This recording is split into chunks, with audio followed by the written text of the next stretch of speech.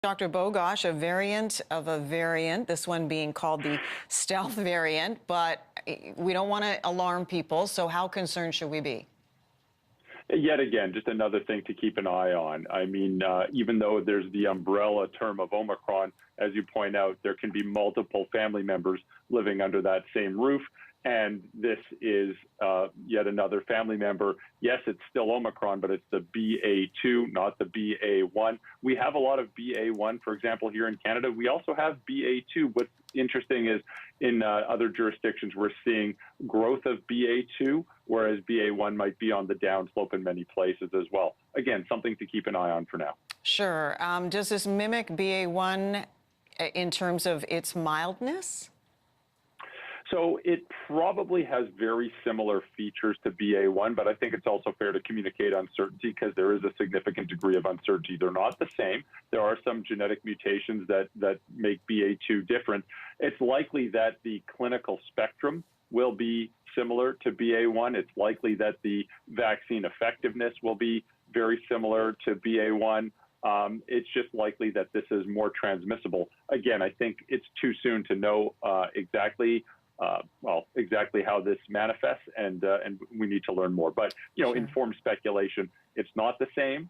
It's probably a little bit more transmissible, but there's probably a lot of other similarities. Dr. Bogoch, how close are we to moving into the endemic part of COVID now?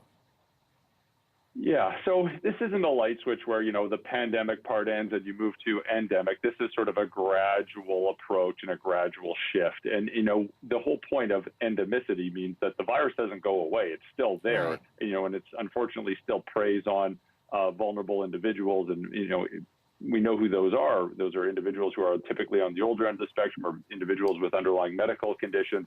But it just doesn't impact Canadian society. And we should really think of this as a global issue. It doesn't impact global society as significantly as prior waves. And you get there through two mechanisms, actually a few mechanisms. One is vaccination, and that's probably the most important. The second way is infection and recovery from infection. The third is some combination of both. But essentially, you build up enough community-level immunity through vaccination, prior infection, and recovery, or some combination, such that when the next variant rolls through town, it just doesn't have the same degree of disruption. It's still there. It just doesn't grind society to a halt like we've seen in the past. Right. But is there concern that because we are likely not to reach 100% vaccination, as we see things like in the U.S., the Supreme Court shot down Joe Biden's workplace vaccine mandate. We're seeing protests like these trucker convoys where, there is going to be a segment of the population that will likely never get vaccinated. So at what point do we declare this endemic because we will not reach full vaccination? Oh, absolutely. I don't think it's realistic to think that 100% of people will get vaccinated because that's just not going to happen. And, eventually enough people have immunity through vaccination, which we know the vast majority of people have received dose 1 and dose 2 in Canada, and many people are getting dose 3.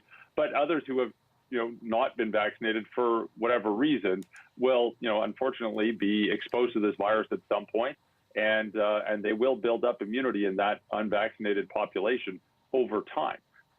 And we will develop greater and greater community level protection through vaccination and through recovery from infection and of course, through some combination of both. So, yeah, of course, we want everyone to get vaccinated. I just don't think it's realistic that 100% of a population will get vaccinated. We know this from other vaccines as well.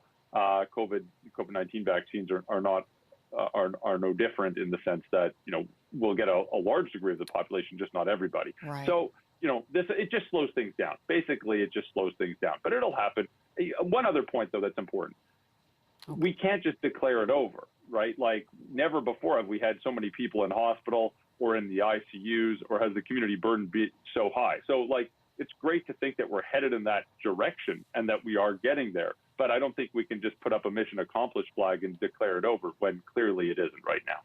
Dr. Isaac Bogoch, infectious diseases specialist. Always good to have you on. Thank you. My pleasure. Okay.